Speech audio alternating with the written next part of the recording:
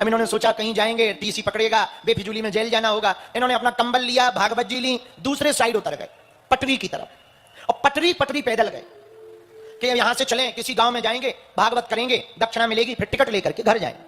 अच्छा, वहीं railway station के बगल में 3 किलोमीटर दूर एक गांव था। गांव एकदम पिछड़ा हुआ बिछड़ा हुआ गांव। गांव के लोग भी ठीक ही थे। उस गांव में जो सरपंच था उसे पटेल कहा जाता था। पहले के गांव के सरपंचों को पटेल कहते थे, पटेल। इन्होंने सोचा ये गांव है, यहां भागवत करेंगे, जो चढ़ोतरी मिलेगी, फिर टिकट लेके घर चले जाएंगे। तो गांव में सोचा किसके यहां जाएं, तो पुजारी जी का पता करवाया, भाई कोई यहां पुरोहित जी रहते हैं, बोले हाँ रहते हैं। उनके यहां गए तो पुरोहित जी पंचांग लिए बैठे। इन्होंने कहा सीताराम पंडित जी, सीताराम सीताराम। उन्होंने एक बार ऊपर देखा, सीताराम, और फिर पंचांग देखने लगे। इन्हें मन में बड़ा बुरा लगा कि बैठने को पूछा नहीं, पता नहीं पूछा कहां से हो, बड़े विचित्र पंडित जी हैं, हम भी पंडित जी ही हैं, पर कम से कम पूछ तो लेते। तो इन्होंने सोचा कोई बात नहीं, पर काशी से आए तो प्रभाव पड़ेगा। तो बोले पंडित जी, पुरोहित जी, हम काशी से आए हैं, काशी से।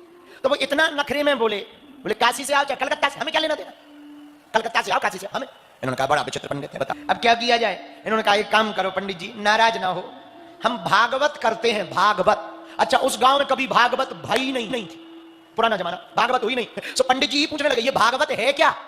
अरे बोले वाह, आप पंडित जी होकर भागवत नहीं जानते। भगवान कृष्ण की कथा है, 7 दिन की होती है, कंस को मारा जाता है, इसको सुनने से पुण्य मिलता है, पुण्य लोग परलोक दोनों सुधरते हैं। पंडित जी बोले हमारे गांव का सरपंच थोड़ा उल्टा है पटेल, वो इन सब चक्करों में नहीं पड़ता, जाओ कहीं और करो कहीं। अरे बोले ऐसा नहीं, एक बार कह के तो देखो, हो सकता है वो मान जाए।